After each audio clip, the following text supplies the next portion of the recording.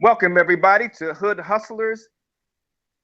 Help you take your life and your business to the next level. I am Mr. Finesse, along with my co host, Elvin Ames. Elvin, what's up? What's going on, Mr. Finesse? This is Elvin Ames, the bull. I'm calling myself the brass bull of Wall Street now. the The brass, I brass like that. I bull. got to write that down, Doc. Yeah, The we're Wall brass Street bull meets. of Wall Street. Yes, I sir. love it. I love it. Yeah, Listen, everybody, I'm like a bull in the I'm China store, man. Running through Wall Street. knocking everything down. I like that, knocking everything down. Elvin, the one thing that I forgot to say to everybody as we normally open up our show, if you are on the block or the boardroom, whether you are hitting the concrete or you are sitting in the corporate suites, we are here for you, teaching you about entrepreneurship and about life. Elvin, before our show, we were talking about this topic, this title. They see the grind, not the shine. Or should I say, let me say that again. They see the shine, not the grind. So the title of our show tonight, viewers and listeners, is They See the Shine,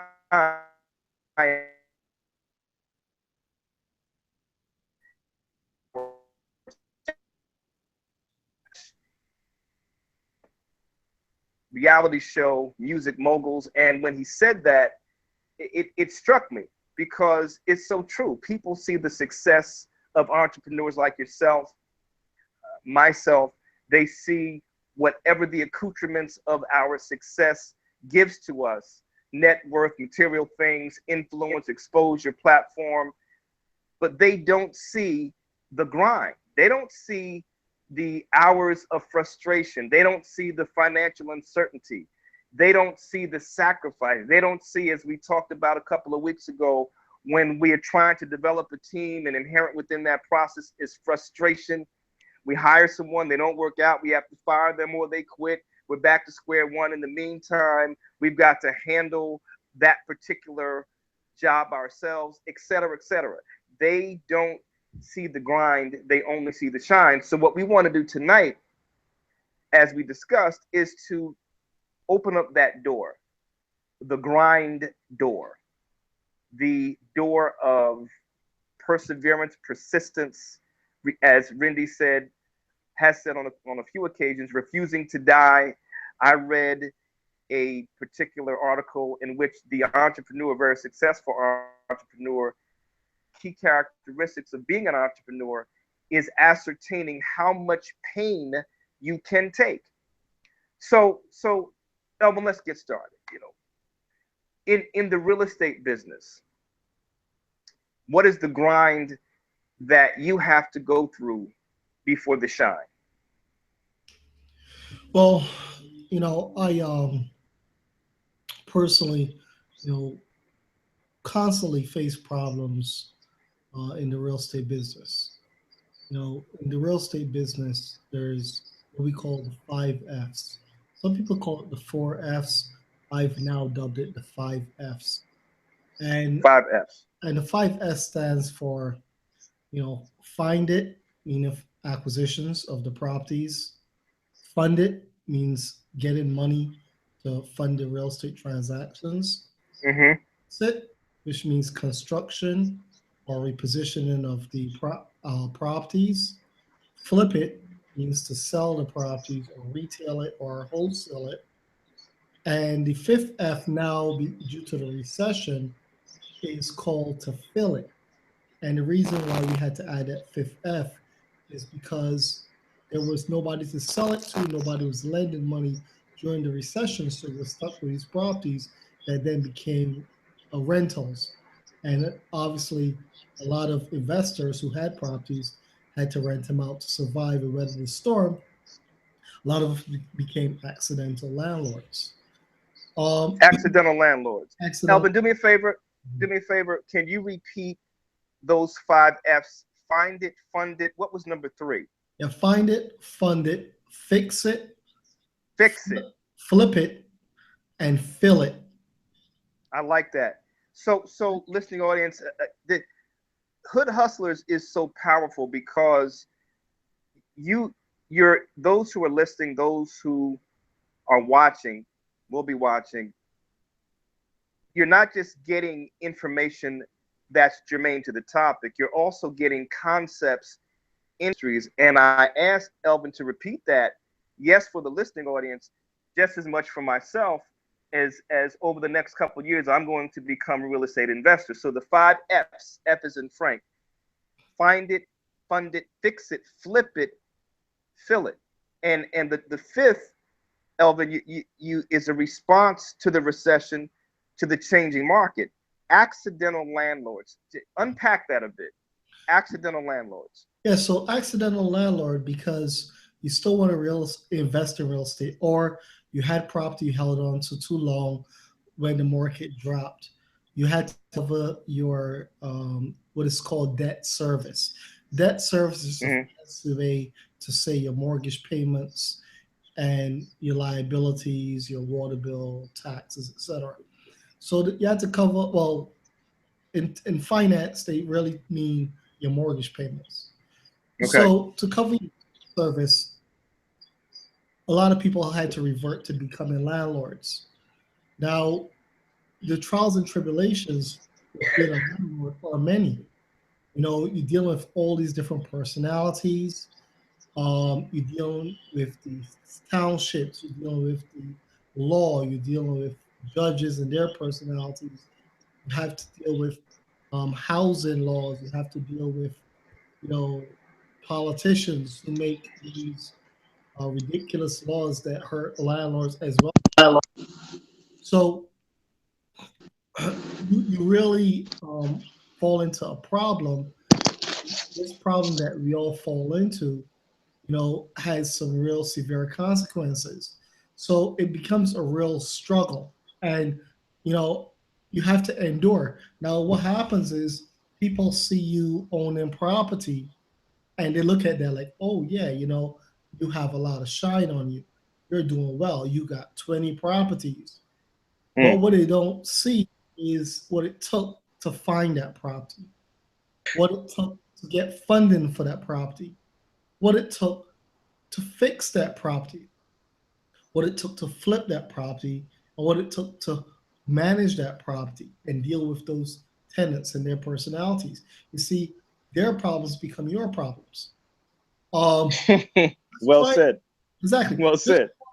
To get funding for a real estate deal, you have to, I mean, know a wide range of issues.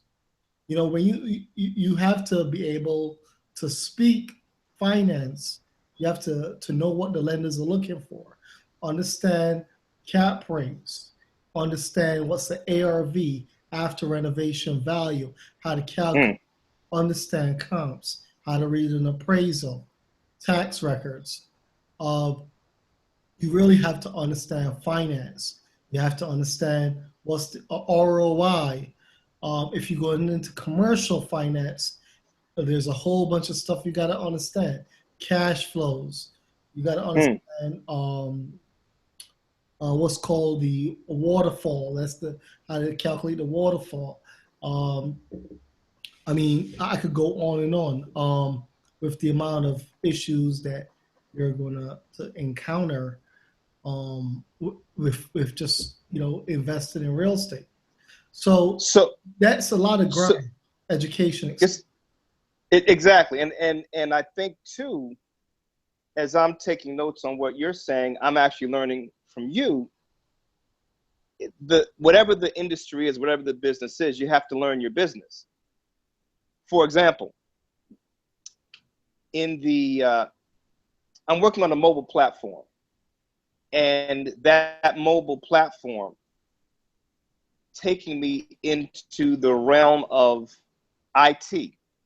And so I'm studying what is called an asterisk server, because understanding what an asterisk server is, it's an open source technology, will help me with this mobile platform. So now I didn't study technology, you understand? However, to engage in this mobile technology platform, a mobile software platform, I've got to learn software, I've got to learn IT.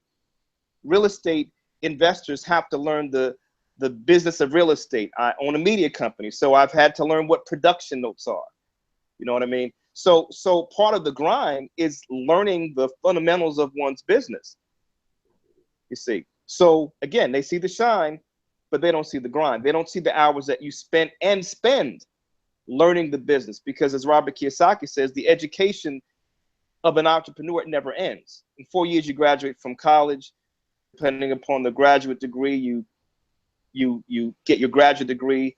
Someone who wants to go to medical school, 4 years of medical school, 2 years of residency, I believe 2 years, 1 year of internship, and then it's done. The entrepreneur is always learning. There's always something new to learn. So part of the grind is making that commitment to learning. So Alvin, let's shift gears a bit.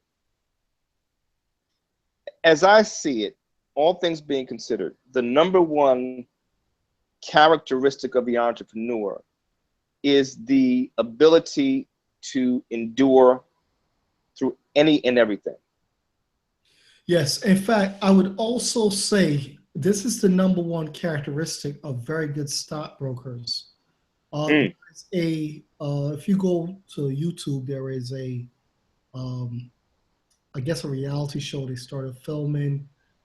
It was in Europe, and I believe it's called either Wall Street Warriors or Mega Multi-Million-Dollar Traders, something to that effect. I think it was Wall Street Warriors. I saw a few of the episodes. Yes, very good, by the way. Excellent. A few I was watching. Now that we're located at 30 Wall Street on the 8th floor. Kudos, brother. I meant to tell you that in one of our previous calls. Yeah, congratulations, like, yes, sir. If it's not working, if you got a bunch of plants and not growing in the environment you have, changed the soil. So we're having well said funding, so you might as well go where the money is. Go Wall Street. That's where who has the money. So go to Wall Street to raise the money. So if any private lenders are out there, guys, just hit me up, look me up, go to goldeneyeinvestments.com and send us a message. We're definitely always looking for private lenders, but you have that's part of it as well. So you have to start thinking strategically, tactically, and technically about what you're doing. Just like you're looking to form this platform, this mobile platform, and you're gonna have to relearn stuff.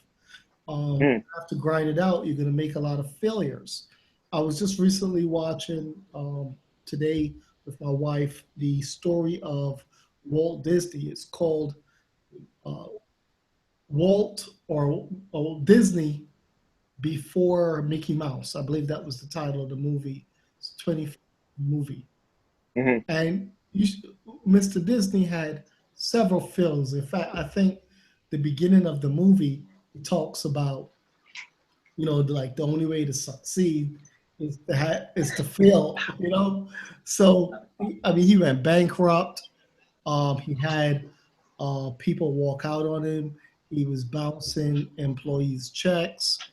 All the headaches you can imagine, happened to him. So, but now everybody knows him as, Walt Disney, the guy who did Disney World and Disneyland, and the billion-dollar company it is. But nobody recognized that this was this poor kid that came up struggling with a bright idea and just failed horribly, almost every horribly. Step. Horribly. And I think if horribly. Elvin, correct me if I'm wrong. I think his first animated film was Steamboat Willie. Possibly. He had if I remember correct, again, I could be wrong. I didn't see this particular documentary. I have seen, and if I remember correctly, his first animated film was Steamboat Willie. And I think that's when Mickey Mouse first appeared, if I'm not mistaken. and if you look back, I think it was what, the 40s when Walt Disney first started. You look back, you're like, oh my goodness, what is this? It's like taking still shots and flipping pictures, and you see the motion. But again, everything has to have a genesis, if you will, or an origin. And I wonder what, I always ask people this, those who've been through in life and in business, like what kept you going? So I wonder what it was that kept Walt Disney going. And they say that success is 99% perspiration and 1% inspiration. And there's another quotation that says, luck is when opportunity meets preparation. So is there any such thing as luck? I think there's. I wonder what kept him going. Yeah, I think there is luck, because even if you look at his story, you know, he had lucky breaks. You know, one of the lucky breaks was that his brother got into banking. I believe his brother was Reuters. Okay. Is that right? I believe so. And he was a banker. So he got sick. Walt eventually asked him to come join him in his endeavor and run the finances, because he was feeling miserably at it. You know, and of course, when he got fired with another guy called Uber. I believe Uber Iwerks. Is that his name? Something to that effect? I'm actually looking this stuff up right now. I'm booting up my phone so I can look it up. But I think that's where they even got the name Iwerks from, something like that. But that was a buddy of his who ended up, you know, lifelong friends, and who really helped in the development of the Mickey Mouse character, plus all the other characters. He was there with him pretty much every step of the way. So you do come across people in your life that help you out. Now, I don't know if you could call it like, you know, I know you're religious, so it could be, you want to say God, inspiration from God. Some people who may not be so inclined may say, you know, cosmic energy. The universe, yeah. Whatever your belief system is. Exactly. This is that once you want something bad enough, for some reason, things eventually align.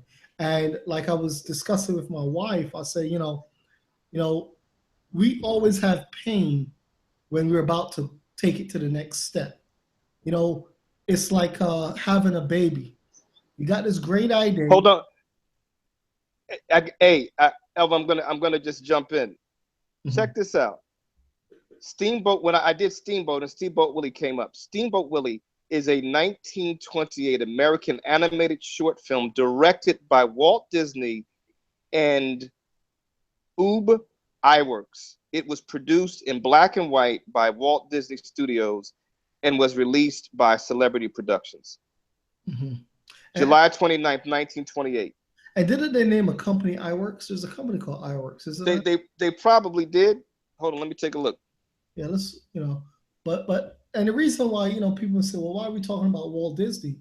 Well, this is called Hood Hustlers. But what you have to understand is that, you know, when we say hood, we're just talking about the lowest level of society. You know, these guys, they had their own hoods, and their hoods were, you know, there were probably guys from a farm, you know. Exactly. So you could be white, you could be black, Hispanic. This transcends all nationalities, all colors. And we want you guys to understand that. I had a discussion yesterday with a friend of mine. You know, she's Caucasian. She's you know, she grew up in Elizabeth, which she had a little bit of experience in the hood. But of course, she's white, so her experience is different than mine is. But, you know, we were talking, and I said, look, it's really your environment, you know, because a lot of people look at, like, the kids they see walking around the hood with their pants down and trying to look tough. I'm going to say this right now. 99.9% of those kids are not even bad kids. They're not. They're just following the crowd to because it becomes a herd. It's the herd psychology. or the herd mentality, people call it. They want to go along to get along. Nobody wants to step up to be a real leader. So everybody just goes along with whatever is culturally acceptable. So if it's acceptable to pretend you're a bad boy or you're a Crip or a Blood, okay, we're gonna do this because that's what we have to do to prove ourselves in this Hmm. culture that we created. This false culture. It's false culture. And when you become a real leader, you realize, hey, I don't need to blend in. I'm comfortable being alone. I'm comfortable being lonely. It's lonely at the top. I remember my military sergeants and lieutenants and commanders used to say, it's lonely at the top, meaning that when you were a leader, Yes, sir. to go against what is collectively normally acceptable. If everybody's cowering, you have to be the person to say, no, we're going to run into the blaze. And it sounds, hardcore to say that, but that's what a leader does. You Yeah, know, I remember that's what reading. business is. I remember reading Richard Marcinko, who was the leader of SEAL Team 6. I Mhm. guess this probably goes back 20 years or so. 60. And his 10 commandments of leadership. The number one, if I remember correctly, was I will lead you from the front and not the rear. So part of the grind is being a leader, is staking your claim, building a team, having integrity, having values, again, whatever one's spiritual frame of reference is, being able to direct people to a common end, to a mission. That's part of the grind. An entrepreneur is a leader. Yeah. Whether or not we want to accept that, let's say, or believe that an entrepreneur is a leader, because you're trying to build a team. You're trying to motivate a group of people to create a product, to deliver a service, or both, and that requires leadership. And it is lonely at the top, because at Exactly. the end of the day, was it Harry Truman? I think it was Harry Truman who said the buck stops here. You understand? So yeah, that's part of the grind. And you know what? I think as leaders, which we both are, it's much more grind than shine. Because I've heard this said in leadership: when things go well, you thank everybody. You don't take the credit. And when things go poorly, everybody points the finger at you. You understand? So it's more grind than shine, right? Yeah, that's absolutely true. And you know, and and this psychological hurdle that people have to get prepared for. If you want to be the best at anything, you're going to have to put in the work to do it. Got to put in the work. And you're going to have to avoid a lot of distractions, and you're just going to have to do it. Now, with that being said, what you want to do is be smart, Mm. smarter than harder. So when I say be smarter than harder, I'm going to say um, look at what other people who have done something similar to what you're looking to do have done before. Read their books, try to get them to mentor you, and that way you could avoid a lot of the mistakes that they have made, so you don't have to make them. You know, and I've made a lot of mistakes, and I'm changing the situation now. One of the mistakes I made was becoming an accidental landlord owning property in the hood. Now Mm. everybody's gonna say, well, why would you say that, Alva? It's called hood hustlers. You're from the hood. Why would you say it's a mistake owning rental properties in the hood? Well, it depends. Mm. I think that's a good way to start, but that's not where you have to end. And here's why I say this. Even though the returns are much better in the hood, the problems are much greater and the risk is much greater. I think we have to treat it almost like a monopoly. Four houses and get your hotel. Right. After, Right. Trade after up. you get four Trade up. houses, you need to be trading up Yes, into a sir. bigger property. and possibly a better area. You know, you could stay on James Street in Monopoly, but you're not going to get that much rent. What's the rent? $20? Exactly. James You want Street to go to Park Place and Boardwalk. Avenue, where you're going to be paying $400 in rent, right? Right. And was it Boardwalk? Exactly. I think Park Place, Boardwalk. I think there were two Two of them. premium properties: Park Place and Boardwalk, the dark blue. Exactly. Yes. Hey, so where are you going to be? People going to be paying premium rent. No, why is that? Look, you could buy a ton of properties on James Street, but one, you eventually going to lose the span of control. So it's going to be hard to manage them, no matter how many systems you put in place. Two, you're dealing with multiple personalities, multiple problems, and their problems become your problems. I think in the hood, the best ownership is owner occupied properties. Let the people who live in the hood own the properties because they're going to take care of them better than landlords who come in and try to rent to people in the hood. So I've changed my strategy now. When we buy properties in the hood, we fix them up and we sell them to owner occupants. It does two things. One is we know we're giving it to a person who's going to live there for the most part, and they're going to take care of it a lot better. So it brings up the values in the neighborhood. Two, we're able to get our money right away versus trying to make and manage properties and make a little bit every month.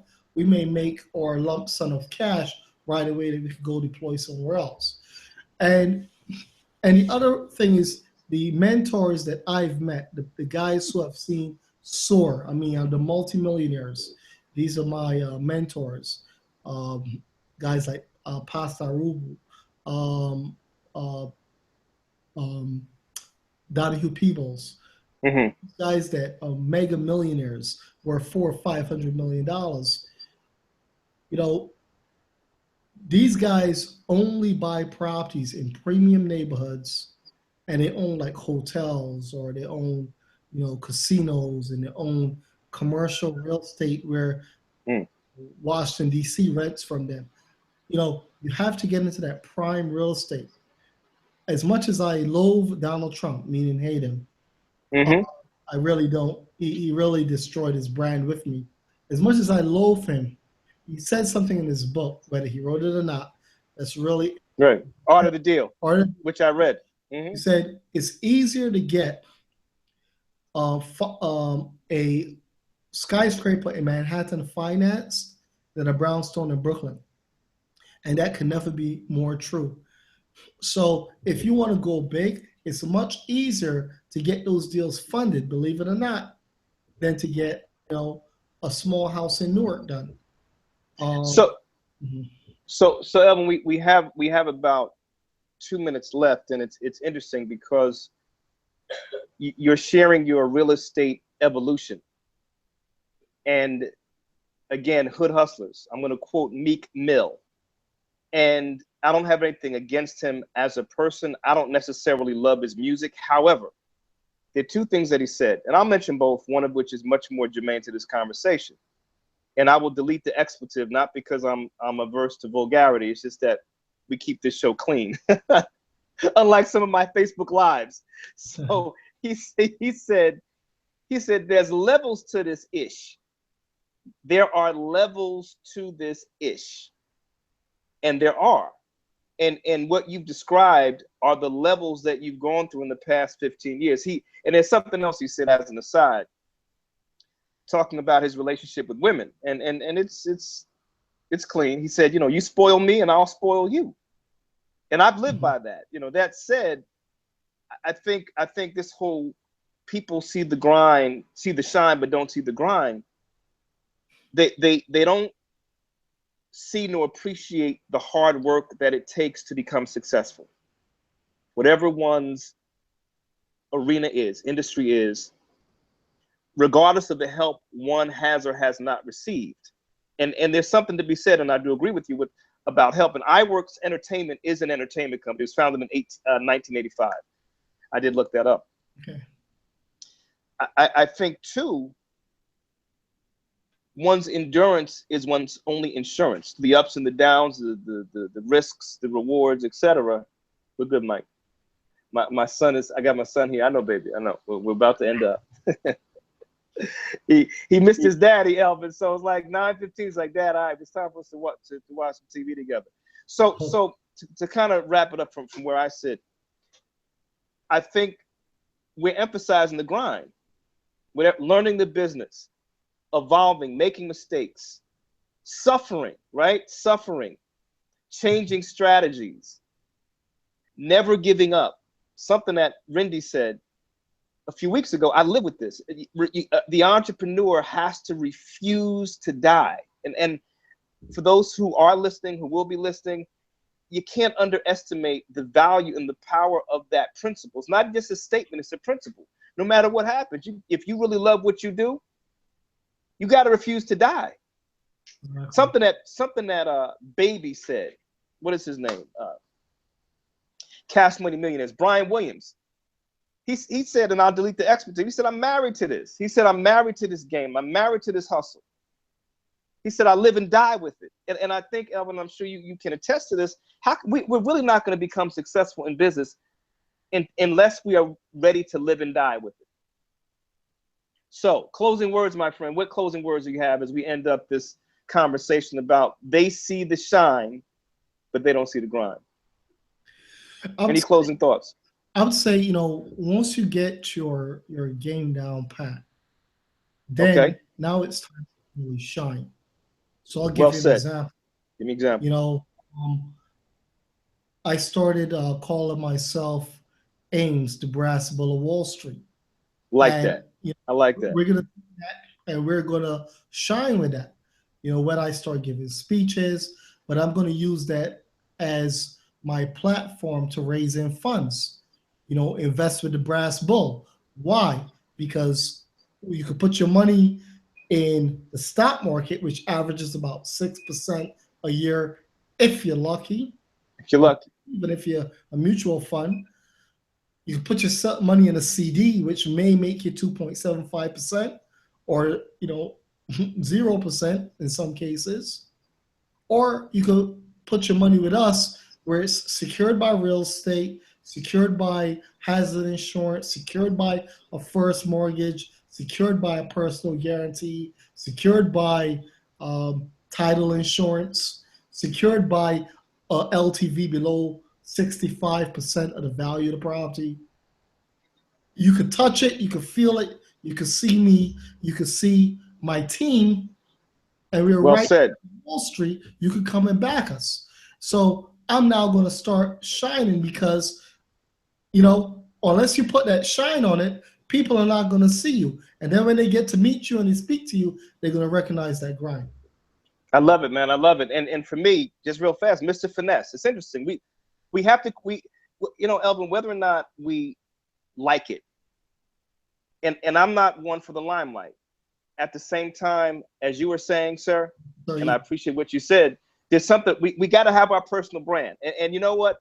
People, I'm still analytical, but I've understood human nature. People first make the emotional connection with us or with a thing, and they justify it with logic. So to put it hood-like, we got to get people to feel us.